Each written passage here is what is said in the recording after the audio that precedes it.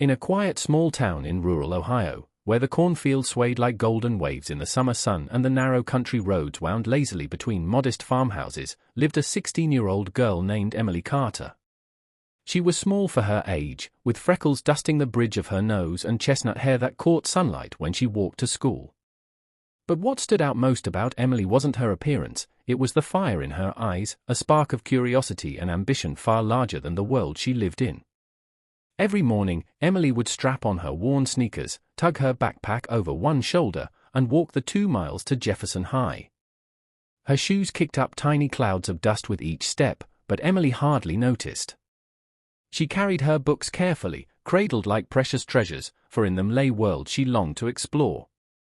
Her love for learning was infectious, and it showed in the way she listened in class, asked questions, and helped her classmates understand lessons they struggled with. Her teachers admired her discipline. Mr. Harrison, her math teacher, often said, "Emily, you could solve these problems in your sleep if you wanted." And she would smile politely, downplaying her natural talent. Her classmates, meanwhile, respected her leadership quietly. When Emily offered to tutor them after school, they didn't hesitate to follow.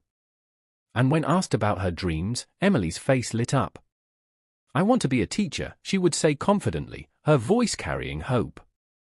"I want every kid in our town to know they can dream bigger than the cornfields and small roads. I want them to see that learning can open doors, no matter where they start." Her future seemed bright, painted with the colors of ambition and possibility. Her grades were top of the class. Her teachers praised her essays, her math tests often scored perfect marks. Even the principal, a stoic man who rarely smiled, took notice. Emily was the kind of student every school wished they had. But life, as it so often does, had plans of its own. One evening, after a long day at school, Emily returned home to find her father, a sturdy man with calloused hands from years of factory work, pacing the kitchen. His face was lined with worry. "Emily," he said, voice heavy, "sit down. We need to talk." Her heart sank instantly. Something was wrong. Her mother, usually the warmth of the house, sat silently at the table, her hands folded tightly in her lap. Emily perched on the edge of a chair, clutching her notebook, heart pounding. "Your mom and I," her father began, sighing deeply, "we've decided you'll marry Jacob Reynolds." Emily froze. The words hung in the air, as heavy and sharp as stones. Marriage? At 16? Her mind raced. "But Dad, my exams are next month. I've worked so hard. I have scholarships to apply for. I want to finish school." Her mother finally spoke, her voice calm but firm. "Emily, it's time to take responsibility. A girl's place, well, sometimes it's in her husband's home. You'll have to grow up quickly." Emily felt tears sting her eyes. She tried to argue, pleaded, begged, but her words fell on ears that would not hear. Her books were packed away. Her uniform was folded neatly, placed in a box as though it were a relic of another life. The familiar smell of ink and paper seemed to vanish overnight, replaced by the weight of duties she hadn't imagined carrying so soon. Jacob Reynolds, her soon-to-be husband, was polite and gentle, but his family was steeped in tradition. His mother insisted that a young wife's place was in the kitchen, learning chores, and preparing for a future that involved few dreams beyond the home. Days passed in a blur of cooking, cleaning, and unending responsibilities. Emily's hands stayed busy, but her heart ached for the classroom she had been forced to leave behind, for the dreams she was told she must set aside. At night, however, Emily refused to let her dreams die quietly. She would pull out her old notebook, hidden at the back of her drawer, and write equations on scraps of paper. She would read aloud her favorite passages from novels she loved, whispering words that kept her hope alive. "I won't forget," she would say softly, her voice trembling in the dim candlelight. "I won't give up. I can't give up." One evening, as Emily worked diligently on a particularly difficult math problem by the flickering light of a small lamp, she heard footsteps approaching. Her father-in-law, Mr. Reynolds, had returned from a trip to town. A retired school principal with gentle eyes and the soft voice of a mentor, he had always observed quietly, rarely interfering in household matters. "What are you doing, Emily?" he asked gently, leaning against the doorway. Emily nearly dropped her pencil. "Oh, nothing, just some old lessons," she mumbled, ashamed for being caught. Mr. Reynolds stepped into the room, smiling. "I can see it in your eyes, you're still learning. You were a student once, and your heart remembers." Emily's eyes widened. "It doesn't matter anymore. I can't, it's all over."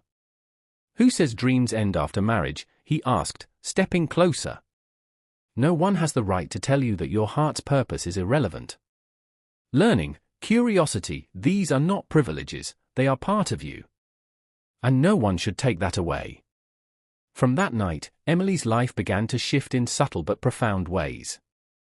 Mr. Reynolds started giving her his old textbooks, sitting with her in the evenings in the small courtyard behind their house. He reminded her gently, "You loved learning once. Why not again? No dream is too late if your heart is still willing." Emily felt hope flicker within her chest, a delicate flame that had been nearly extinguished. Slowly, she began to relearn mathematics, reviewing algebraic equations, fractions, and geometry. She revisited English grammar, practiced spelling, and wrote essays on scraps of paper. The courtyard echoed with quiet laughter as Mr. Reynolds teased her gently, calling her "my brightest pupil," and Emily, despite herself, giggled. As months passed, Emily's confidence grew.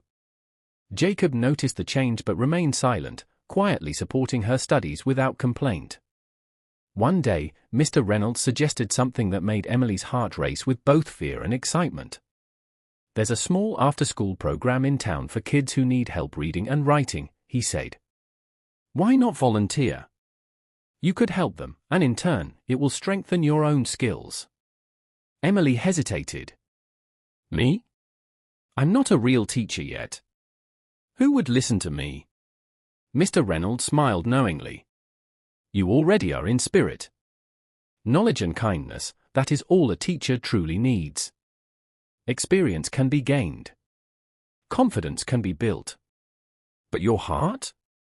That's already a teacher's heart." With trembling hands but a determined heart, Emily agreed. On her first day, she entered the small classroom, unsure of herself. The children, no older than 8 or 9, eyed her curiously. Some laughed when she stumbled over a word or mispronounced a name. For a moment, Emily felt panic rise in her chest. But then she remembered Mr. Reynolds' words. She took a deep breath, squared her shoulders, and tried again. Slowly, patiently, she began to guide the children, one by one. And something miraculous happened. Within days, the children began to look up to her, to trust her, to call her Teacher Emily. News of her classes spread through town. Mothers who had been skeptical of young girls' education began sending their daughters. People whispered about her determination and warmth. "Our girls can be like Emily." One evening, Emily returned home to see Mr. Reynolds waiting by the gate, holding an envelope. "Emily," he said softly, "I went to your old school. They want you to take a test. If you pass, you can officially become a teacher." Tears blurred Emily's vision.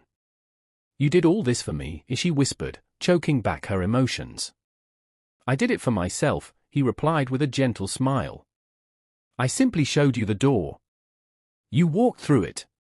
From that moment, Emily dedicated herself entirely to learning.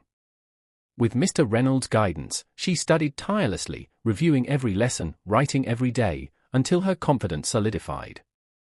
When the day of the exam arrived, she was nervous, but she remembered his words, "You are already a teacher at heart." Weeks later, the acceptance letter arrived. Emily had passed, top of her class. Her dream, once paused, had been revived. Tears streamed down her face as she ran into Mr. Reynolds' arms, embracing the man who had reignited her hope. Years later, Emily's small tutoring program blossomed into a thriving after-school academy. Girls from neighboring towns flocked to learn. Jacob supported her fully, and her in-laws, once skeptical, now brimmed with pride. One afternoon, Emily noticed a young girl crying outside her classroom. "Why are you crying?" Emily asked gently. The girl whispered, "My father says girls shouldn't go to school." Emily knelt beside her. "I know that feeling. But dreams can grow even in silence. Promise me you won't stop learning." The girl nodded, wiping her tears. Emily glanced at Mr. Reynolds, who watched the sunset alongside her. "Sometimes hope doesn't come from where you expect," she said softly. "It comes from someone who believes in your light." The days after Emily officially began teaching at the after-school program were full of small victories and quiet struggles. The town had never seen a girl her age in a position of leadership, guiding other children, and at first, some parents were skeptical. A few whispered among themselves, "What can a 16-year-old teach that our kids don't already know?" Emily heard the whispers sometimes and felt the sting, but she refused to let it shake her confidence. She had learned from Mr. Reynolds that belief in oneself could withstand doubt, as long as it was nourished with action. Every morning, Emily woke before dawn, brewed a strong cup of coffee, and reviewed her lesson plans. She arrived at the small, creaky community hall where the program was held. The paint on the walls peeled in corners, and the wooden floorboards creaked under every step, but Emily saw more than the imperfections, she saw potential. She imagined every child in that room as someone who could someday change the world if given guidance, encouragement, and belief in their own abilities. Her first challenge came in the form of a boy named Liam. He was 7 years old, with a mischievous glint in his eyes and a sharp tongue. Every time Emily tried to explain a math problem, he would whisper jokes to his friends or tap his pencil loudly against the desk. At first, she felt frustrated. She wanted to scold him, to demand attention, but Mr. Reynolds' words echoed in her mind, "Teaching is as much about patience as it is about knowledge." Instead of scolding, Emily tried a different approach. She knelt beside Liam one afternoon, drawing a quick diagram in his notebook. "See, Liam," she said gently, "this is just like when you organize your Legos. You know how you build towers, right? Math is the same. You're stacking numbers in the right order, and soon the tower will stand tall." Liam's eyes widened in understanding. A shy smile crept onto his face, and he leaned closer, eager to try the problem himself. Slowly but surely, he began participating in the lessons, and soon, he was not only solving problems but helping other students who struggled. Emily realized that teaching wasn't only about explaining concepts, it was about finding the spark inside each child and nurturing it until it glowed brightly. Meanwhile, Emily faced challenges at home as well. Some days, she returned to a pile of chores that seemed insurmountable, especially after long hours at the program. The Reynolds household was kind but traditional, and a young wife's duties were still expected. She often found herself caught between exhaustion and determination, but she learned to carve out quiet moments for her own studies. Late at night, after everyone had gone to bed, she would sit by the window with her notebook, practicing grammar, reading aloud, and solving math problems. It was during these hours that she felt closest to the person she wanted to become.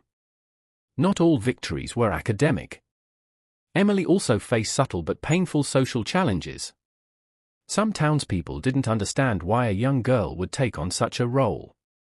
At the grocery store, a shopkeeper once remarked, "You're doing a lot for someone your age. Not sure everyone around here will agree with it." Emily smiled politely but said nothing. Instead, she let her actions speak louder than words. Slowly, families who were initially doubtful began to see the results, children smiling, learning, and excelling under her guidance. The quiet triumphs of her students became the proof of her abilities.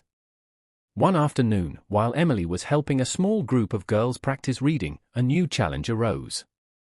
Sarah, a shy and quiet 10-year-old, froze whenever asked to read aloud. Her hands trembled, and tears threatened to fall from her eyes. Emily knelt beside her, lowering herself to Sarah's level. "It's okay," she whispered. "Everyone learns at their own pace. You're not alone. Let's try together, just you and me, one word at a time."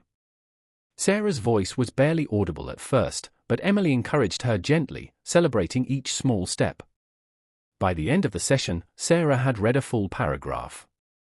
Her eyes sparkled with pride, and Emily felt a deep sense of satisfaction. It was moments like these that reminded her why she had fought to keep her dream alive. Every child who gained confidence, no matter how small the step, was a triumph. Emily also faced personal doubts. There were nights when exhaustion and fear of failure crept in, and she wondered if she was capable enough. Could she truly make a difference? Did she belong in the role she had fought so hard to claim? During these moments, she would sit quietly in the courtyard, watching the stars above the Reynolds house. She thought of Mr. Reynolds' encouragement, "No dream is too late if your heart is willing." She reminded herself that perseverance often required patience, and that the smallest progress was still progress. The small victories soon multiplied. Parents began noticing a change in their children. Kids who had struggled in school began asking questions, reading with confidence, and even helping their younger siblings with homework. One mother approached Emily hesitantly one afternoon. "I wasn't sure about this program at first," she admitted. "But I see how much my daughter is learning, and how happy she is." "Thank you." Emily smiled, feeling a mixture of humility and pride. Encouraged by these successes, Emily started introducing new projects for her students. She organized storytelling sessions, simple science experiments, and group activities that required collaboration and problem-solving. She wanted her students to experience learning as something joyful, not just a set of assignments. She encouraged curiosity, asking them questions that challenged them to think beyond what was comfortable. Her personal growth was mirrored in her home life as well. Jacob, initially quiet and reserved, began supporting her more openly. He would prepare snacks for her students during sessions, help organize materials, and encourage Emily to take small breaks when she seemed overworked. The relationship, built initially on tradition, began to evolve into one of partnership and mutual respect. Yet, challenges never completely disappeared. One rainy afternoon, Emily received news that the school board had questioned the legitimacy of her program. They argued that a 16-year-old could not hold official teaching duties without certification. Emily felt her heart sink. It was a test of everything she had built over months, the progress of her students, the trust she had gained, and her own self-belief. She sat at her desk, staring at the raindrops sliding down the window pane. Doubt crept in, but then she thought of Mr. Reynolds' words, "Knowledge and kindness are the foundation of teaching." Confidence can be built. Emily decided to write a proposal to the board, detailing her methods, the students' progress, and letters of support from parents. She poured her heart into every word, explaining not only the academic gains but also the joy and confidence her students had developed. When she submitted the proposal, she waited nervously. The days felt like weeks, but then the response arrived. The program would continue, under her guidance, while she pursued official certification. Relief and gratitude washed over her. She realized that obstacles, no matter how intimidating, could be overcome with determination, patience, and evidence of genuine effort. Emily also began mentoring her students beyond academics. She talked to them about dreams, perseverance, and resilience. One evening, as the students packed up to go home, she gathered them in a circle. "You may face people who tell you that something is impossible," she said softly. "But the key is to keep learning, to keep trying, and to believe in yourselves. Your heart knows the way even when the world doesn't. Remember, the smallest step forward is still a step toward your dreams." Her words were not just for her students, they were reminders to herself. Every challenge she faced, every obstacle she overcame, reinforced her belief that learning and teaching were inseparable from hope and courage. Months turned into a year. Emily continued to study with Mr. Reynolds, preparing for the official teaching exam. Every evening, they would review lessons, solve practice problems, and discuss new teaching strategies. Her knowledge deepened, her confidence solidified, and her ability to inspire others grew stronger. One afternoon, a young boy named Ethan came running into the classroom, holding a drawing he had made. "Teacher Emily," he shouted, breathless. "Look what I made." It was a colorful depiction of the sun rising over the town, children reading under the trees, and Emily at the center, smiling. Tears prickled at her eyes. The drawing reminded her why she had persevered. The dream she had fought to protect was no longer just hers, it was alive in the hearts of others. Emily realized that growth was not linear. There were setbacks, doubts, and moments of exhaustion, but each struggle carried lessons. She learned to celebrate small victories, to find joy in progress rather than perfection, and to lead with patience and compassion. By the end of the year, the after-school program had grown. More students enrolled, parents showed increasing trust, and Emily's confidence as a young teacher flourished.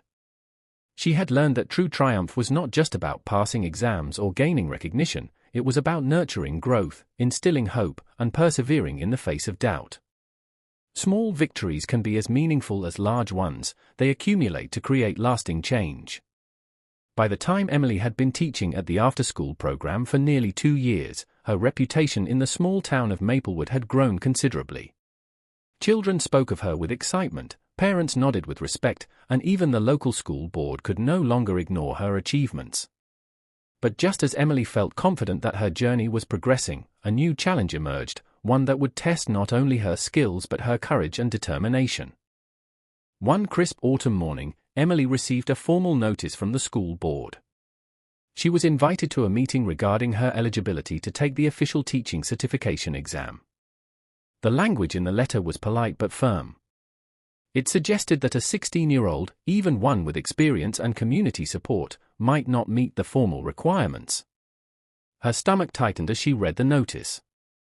Doubt crept in, whispering, "Maybe you're not ready. Maybe this is too much for someone your age." Emily closed her eyes and took a deep breath.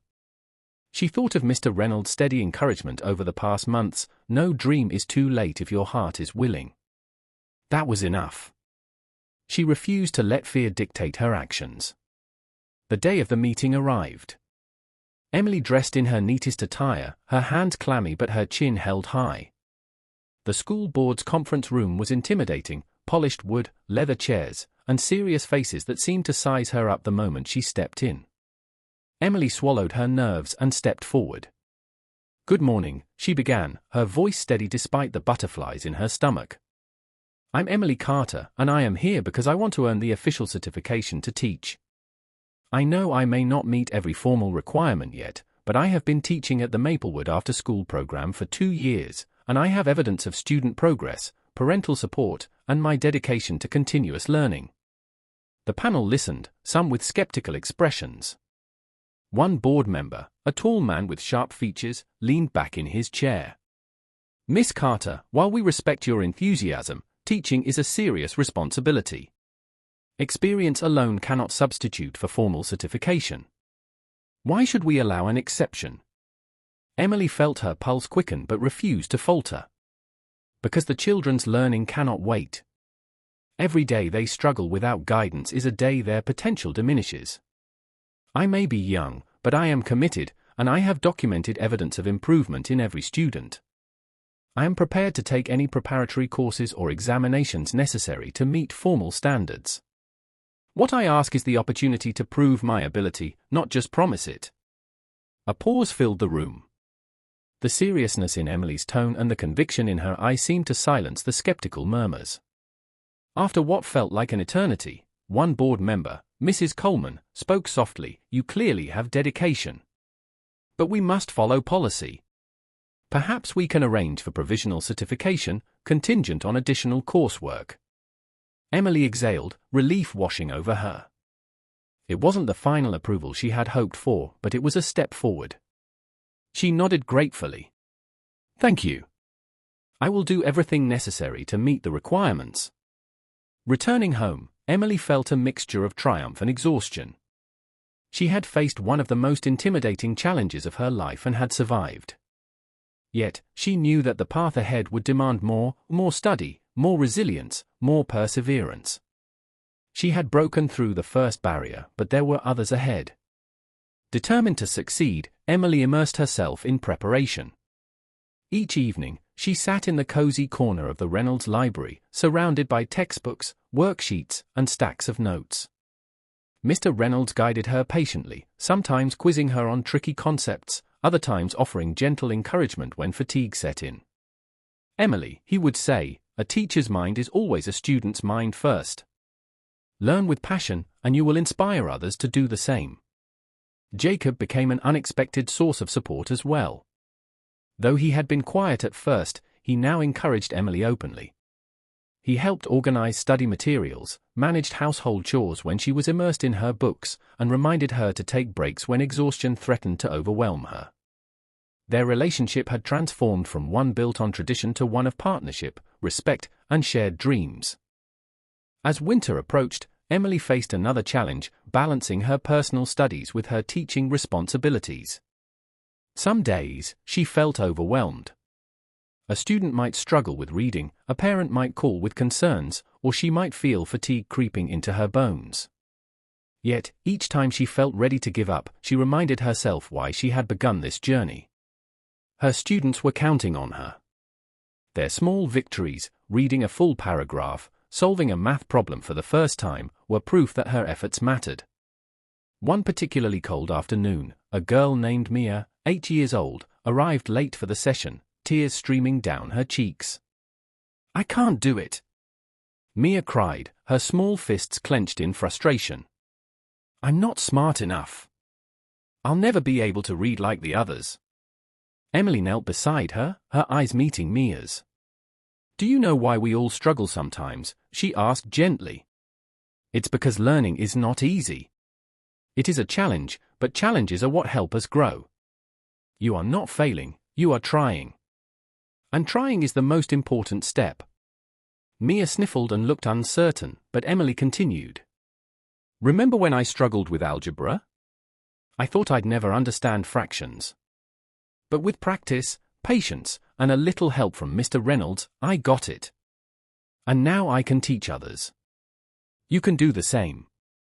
I believe in you." Mia took a deep breath and nodded, trying again. By the end of the session, she had read an entire short story aloud. Her smile was small but radiant, and Emily felt her heart swell with pride. Moments like these reminded her why perseverance was essential, and why patience could transform fear into confidence. Emily's growing confidence also attracted attention outside the program. A local journalist visited one afternoon, writing a feature about her achievements.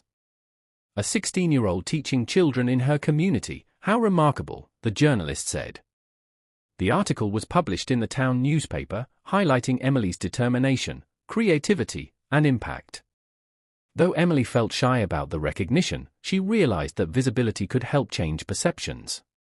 Yet, challenges persisted. Some parents remained skeptical. One evening, Mrs. Thompson, a mother who had long doubted Emily's abilities, confronted her. "I'm not sure a young girl can really prepare my son for high school. What if he falls behind?" Emily listened patiently, then responded with calm confidence. "I understand your concern. But every child learns differently. I focus on helping each student in the way they learn best. I track their progress, celebrate their achievements, and adjust lessons when needed. I may be young, but I am committed, and results speak louder than age." Slowly, even the most skeptical parents began to notice progress. Children who had struggled in the past now read fluently, solved complex problems, and approached challenges with curiosity instead of fear. The community began to see Emily not just as a young teacher, but as an effective, inspiring mentor. During this period, Emily also learned an important lesson about self-care and boundaries. She realized that to help others effectively, she needed to maintain her own physical and emotional well-being. On weekends, she would take long walks in the countryside, breathe in the crisp air, and reflect on her journey. She journaled, wrote letters to herself about her goals, and reminded herself that dedication did not mean self-neglect. By spring, Emily was ready for the next step, the official teaching certification exam. It was a culmination of everything she had worked for, years of learning, tutoring, and mentoring. The night before the exam, she studied late into the evening, reviewing notes, and discussing challenging topics with Mr. Reynolds. "You've come so far," he said softly. "Remember, Emily, knowledge is important, but so is courage. You already are a teacher. This exam is just a formality." Emily nodded, taking his words to heart. She understood that her journey was not defined by a single test, but by her commitment, her resilience, and her ability to inspire others. The next morning, Emily arrived at the testing center, nerves buzzing through her body. She sat down, took a deep breath, and reminded herself of the countless hours she had devoted to learning. She thought of her students, of Mia's small smile, of Liam's confidence, and of every child who had looked up to her. Their faces filled her heart with courage. Hours later, she walked out of the exam room, exhausted but proud. She had given it her all. Now, all that remained was to wait for the results, a test not just of knowledge, but of perseverance, determination, and heart. Weeks passed slowly. Emily continued teaching, continuing to nurture her students' curiosity and confidence. Then, one sunny afternoon, a letter arrived from the State Education Board. With trembling hands, Emily opened it. Her eye scanned the page, and then widened with disbelief and joy. She had passed, with scores placing her among the top candidates in the region. Tears streamed down her face. She ran to Mr. Reynolds, hugging him tightly. "I did it! I really did it!" "No, Emily," he whispered, holding her close. "We did it. But the strength was always in you. I only helped you find it." Emily realized, in that moment, that breaking barriers wasn't just about overcoming external obstacles. It was about finding inner strength, believing in oneself, and inspiring others along the way. Her journey had taught her that perseverance, courage, and patience could overcome even the most formidable challenges. Perseverance through challenges builds strength of character. Spring had blossomed into summer in Maplewood, painting the town with vibrant green fields and golden sunlight. Emily Carter's life, once constrained by doubt and expectation, had become a whirlwind of teaching, mentoring, and preparing for her official certification. Her after-school program had grown from a handful of students to more than 50 eager children, ranging from shy beginners to confident learners ready to tackle challenges. Yet, with growth came new trials. Not everyone in the town welcomed change. Some community members whispered disapprovingly about Emily's role as a young female teacher, believing that a teenager should not be guiding so many children. Even older educators sometimes questioned her authority. The tension weighed heavily on Emily. One Monday morning, she arrived at the program to find a note pinned to the classroom door. It was short, typed, and unambiguous: "Parents concerned about your age. Consider stepping down." Emily's heart sank. She took a deep breath, staring at the note. She knew this was more than just a personal challenge, it was a reflection of the societal barriers many young women faced. Fear and doubt tried to creep in, but she remembered the countless faces of the children she had taught: Liam solving a tricky math problem, Mia reading aloud with confidence, and Sarah smiling proudly at her first essay. They were her motivation, her reason to persevere. Determined, Emily sought guidance from Mr. Reynolds. She found him in the courtyard, watering the small flower beds he had planted near the back porch. "Baba G," she said quietly, "some people want me to step down. They say I'm too young, too inexperienced. I don't know what to do." He looked at her, eyes full of wisdom. "Emily, when you lead with heart, there will always be those who doubt you. The measure of your worth isn't in the approval of others, but in the impact you make. The children believe in you because they see your dedication. That is what matters." Emily nodded, taking his words to heart. She realized that adversity was part of the journey. True leadership and growth required resilience and courage in the face of skepticism. She decided to confront the challenge directly. That evening, Emily invited concerned parents to the classroom for a meeting. The room buzzed with quiet murmurs as families filed in, unsure of what to expect. Emily stood at the front, calm but resolute. "I understand that some of you are worried about my age," she began, her voice steady. "But what matters is what your children are learning and how they are growing. Let me show you their progress." She handed out portfolios filled with work samples, test results, and photographs of students engaged in reading, writing, and problem-solving activities. The evidence was undeniable. Children who had once struggled now showed remarkable improvement. One parent, Mr. Lawson, spoke hesitantly. "Emily, I have to admit, "My daughter used to hate reading. Now she comes home excited, asking for more books. I see the difference you've made." Another parent, Mrs. Delgado, nodded. "My son's confidence has grown so much. He speaks more clearly, writes more confidently. I was skeptical at first, but the results speak for themselves." By the end of the meeting, the tension in the room had shifted.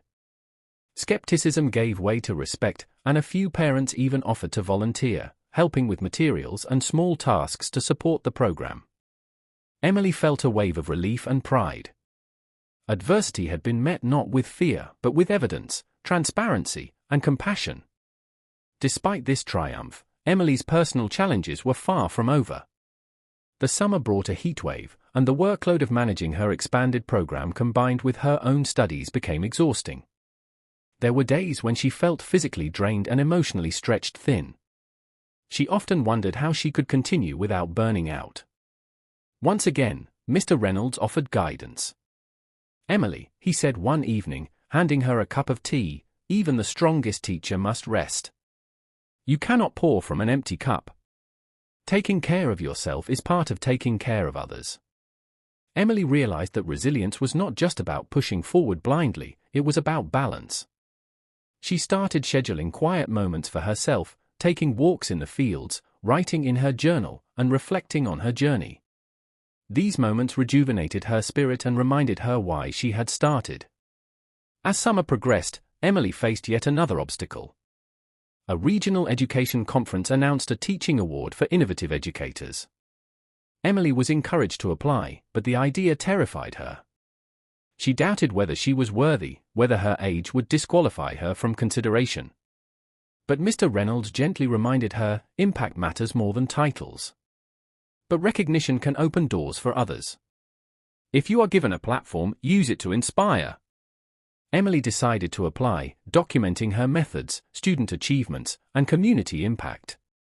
She poured her heart into the application, emphasizing her belief in each child's potential and the importance of empowering young girls to pursue education.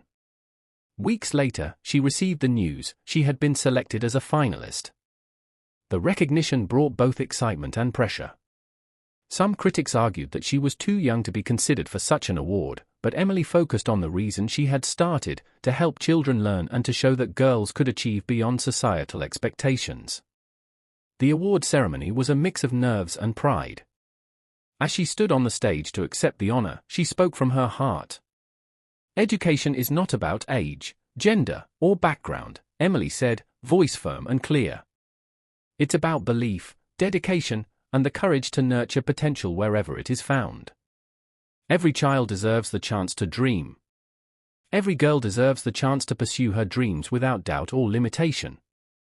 If my journey inspires even one student to keep believing in herself, then everything I've worked for has been worth it." The audience erupted in applause. Tears filled Emily's eyes. In that moment, she understood that her triumph was not just personal, it was a symbol for every young girl in her community who had been told, "You can't."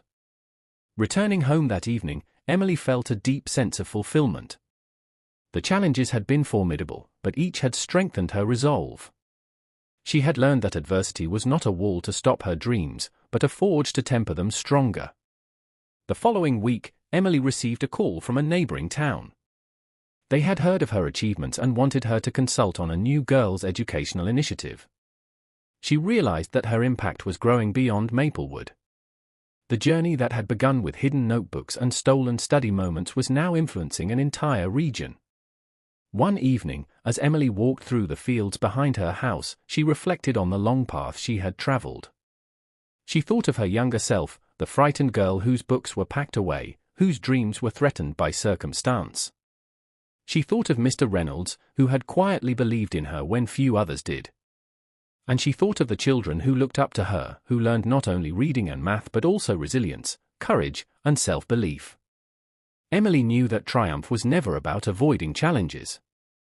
It was about meeting them with heart, patience, and unwavering commitment. It was about using setbacks as lessons, doubts as motivation, and criticism as a chance to grow stronger. Most importantly, it was about inspiring others to believe in themselves. One afternoon, a little girl approached Emily after class, shyly clutching a notebook. "Miss Emily," she whispered, "my parents say girls shouldn't dream too big." Emily knelt beside her, smiling warmly. "I know that feeling," she said softly. "I was once told the same thing. But dreams can grow even in silence. Promise me you won't stop learning, and never let anyone tell you that you can't." The girl nodded, her eyes wide with hope. Emily felt a quiet joy, a reminder that her work had meaning far beyond tests, awards, or recognition. It was about planting seeds of confidence, knowledge, and courage, seeds that could grow for generations. Emily had achieved remarkable progress. She had won recognition for her teaching, earned the respect of her community, and, most importantly, solidified her belief in herself. She understood that every obstacle she faced, every doubt she overcame, had prepared her for an even greater purpose, inspiring others to pursue their dreams, no matter the odds. True triumph comes from facing adversity, not avoiding it. Age, gender, or societal expectations are never barriers when dedication and passion guide you. By the time Emily Carter reached her 19th birthday, her life had transformed in ways she could hardly have imagined. The timid, book-loving 16-year-old who had once been forced to set aside her dreams had become a confident, respected educator, a mentor, and a symbol of possibility for every young girl in Maplewood and neighboring towns. Her after-school program had grown into the Maplewood Learning Academy, a small but thriving institution where over 100 children came to learn, explore, and dream. The academy was more than just a building. It was a space where curiosity thrived, mistakes were celebrated as learning opportunities, and every child was encouraged to believe in themselves. Emily's teaching philosophy was simple but powerful: empowerment begins with belief. She reminded her students daily that knowledge could not be taken away, and that persistence and courage mattered more than innate talent. One morning, Emily arrived at the academy to find a letter waiting on her desk. It was from the Regional Education Board, inviting her to speak at a statewide conference on innovative teaching practices. Her heart raced. This was a chance to share not only her methods but also the story of perseverance, hope, and resilience that had carried her this far. As she prepared her speech, Emily reflected on her journey. She remembered the night she had stayed awake by candlelight, writing equations on scraps of paper, the days she had faced skepticism from parents and community members, the long walks with Mr. Reynolds discussing teaching strategies and life lessons, and the countless small victories that had built her confidence.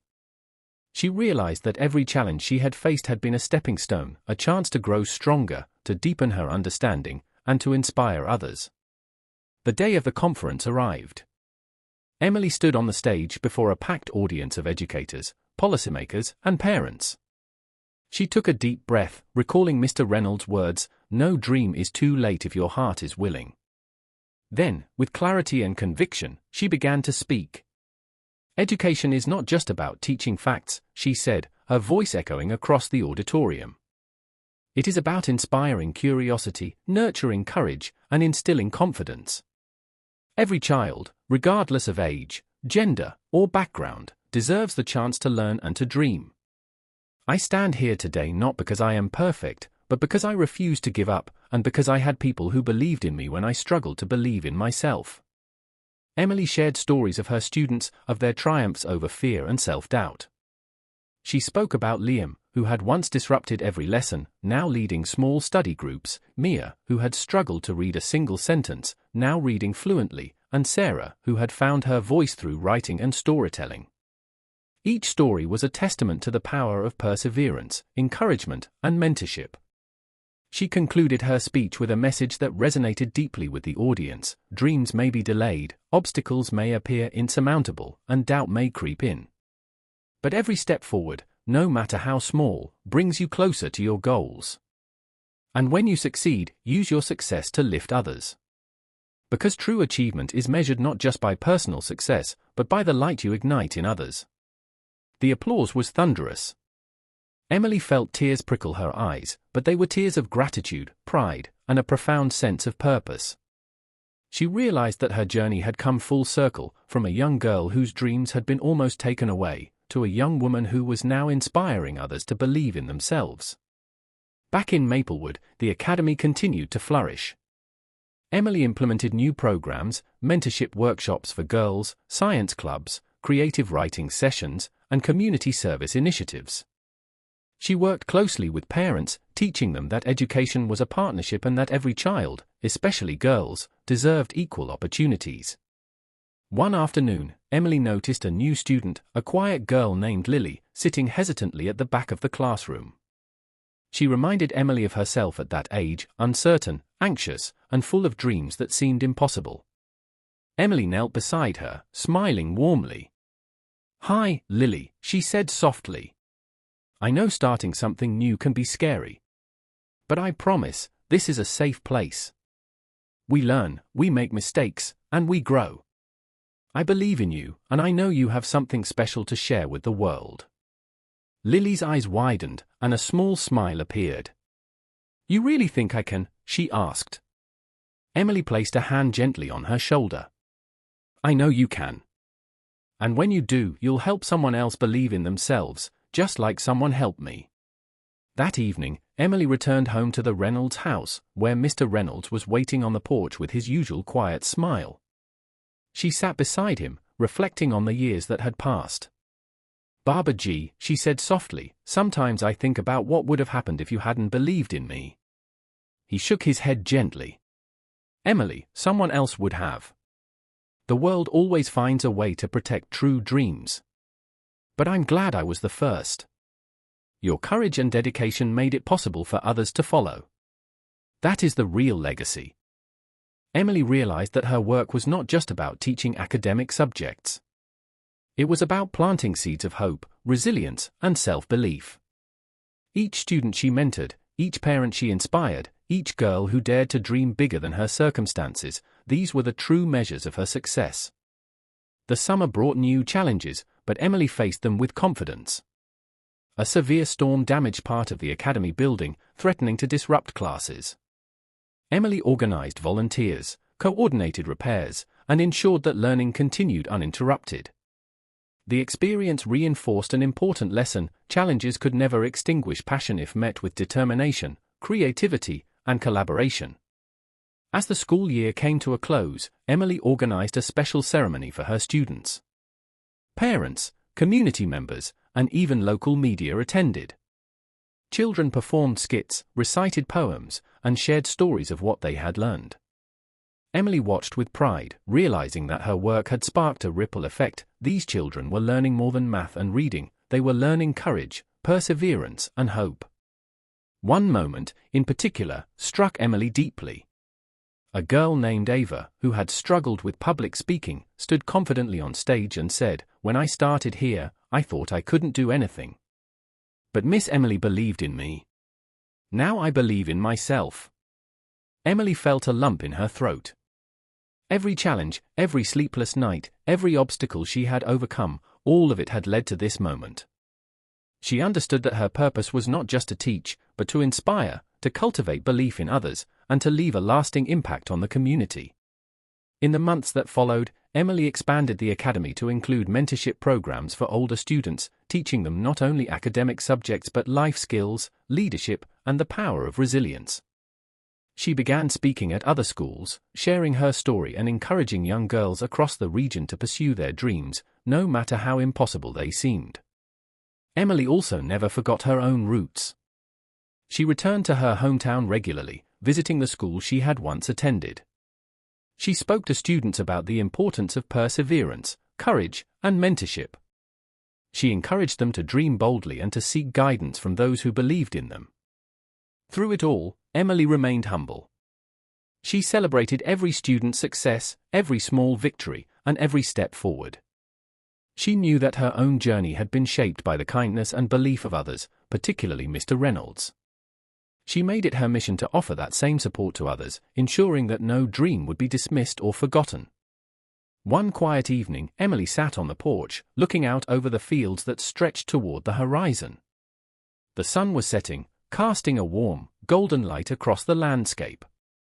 She reflected on her journey, the obstacles she had faced, the triumphs she had celebrated, and the lives she had touched. She understood that her legacy would not be measured by awards or recognition, but by the hope she inspired, the courage she nurtured, and the dreams she helped bring to life. As she watched the sunset, she whispered to herself, "Dreams can survive even when the world says no. Hope can flourish even in silence. And one person's belief in you can change everything."